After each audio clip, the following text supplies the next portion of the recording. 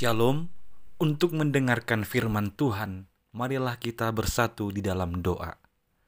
Kasih karunia dan damai sejahtera yang dari Allah Bapa kita dan dari anaknya Tuhan Yesus Kristus kiranya menyertaimu sekalian. Amin.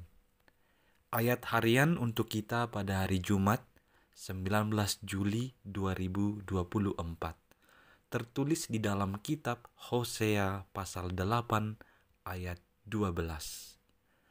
Sekalipun kutuliskan baginya banyak pengajaranku, itu akan dianggap mereka sebagai sesuatu yang asing.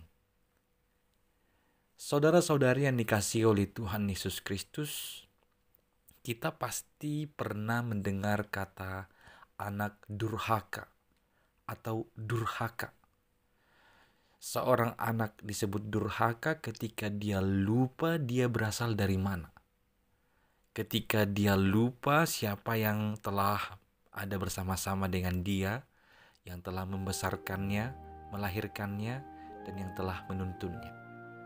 Maka untuk orang-orang yang seperti itu disebut durhaka. Tentu orang-orang yang durhaka akan menerima hukuman dari kedurhakaannya. Kita dengar cerita tentang Malin Kundang misalnya. Dia lupa dengan orang tuanya. Akhirnya dia dikutuk menjadi batu. Dan ada banyak contoh-contoh lain lagi orang-orang yang durhaka akhirnya mengalami hukuman sesuatu yang tidak baik baginya. Hal yang sama pernah dilakukan oleh orang Israel. Mereka durhaka kepada Tuhan Allah. Mereka mulai lupa dari mana mereka berasal, siapa yang telah membebaskan mereka, siapa yang telah menuntun mereka, dan siapa yang telah menjadikan mereka menjadi satu bangsa yang kuat dan besar. Umat itu menjadi seperti lupa diri, lupakan perbuatan-perbuatan Tuhan, dan bahkan mereka mendirikan mesbah-mesbah yang akhirnya menduakan Tuhan di dalam kehidupan mereka, di dalam hati mereka. Dan pengajaran-pengajaran dari Tuhan pun mereka tidak menerimanya dan menganggap itu sebagai sesuatu yang asing. Itulah yang disampaikan Allah melalui Nabi Hosea dalam pasal 8 ayat 12 ini. Di sana dikatakan oleh Allah, sekalipun kutuliskan baginya banyak pengajaranku, itu akan dianggap mereka sebagai sesuatu yang asing. Umat Tuhan itu tidak mau lagi mendengar pengajaran, tidak peduli lagi dengan pengajaran, tidak mau lagi menghidupi pengajaran yang diberikan Tuhan kepada mereka, supaya mereka tetap hidup sebagai umat yang kudus, umat kesayangan Tuhan. Maka sekali lagi, hukuman yang akan diberikan kepada mereka bagi orang-orang yang durhaka, orang-orang yang melupakan Allah dan segala perbuatannya dalam kehidupan mereka, dan orang-orang yang tidak mau mendengar pengajaran-pengajaran Allah yang diberikan kepada mereka. Saudara-saudari, kita tahu pengajaran atau firman Tuhan itu bisa menuntun kita kepada keselamatan yang dapat kita terima hanya di dalam Yesus Kristus. Firman Tuhan dan pengajaran-pengajaran Tuhanlah yang bisa menuntun kita ke jalan yang benar yang dikehendakinya.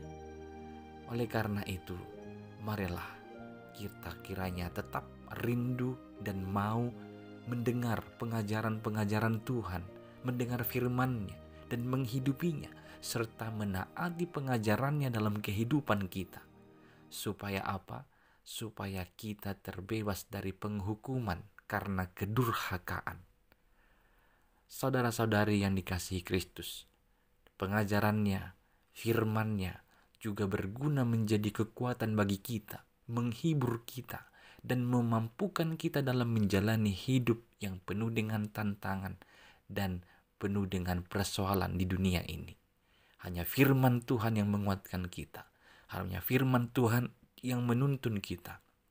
Firman Tuhan dan pengajaran-pengajarannya lah yang akhirnya meneguhkan dan menghibur hati kita. Mari jangan pernah bosan untuk mendengar pengajarannya. Jangan pernah abai akan pengajaran-pengajaran Tuhan dan firman-Nya. Jangan pernah menolak dan menganggap asing terhadap pengajaran-pengajaran atau firman Tuhan. Karena itulah hidup kita dan sumber kekuatan, sumber tuntunan, sumber penghiburan, menuntun kita ke dalam keselamatan di dalam Yesus Kristus.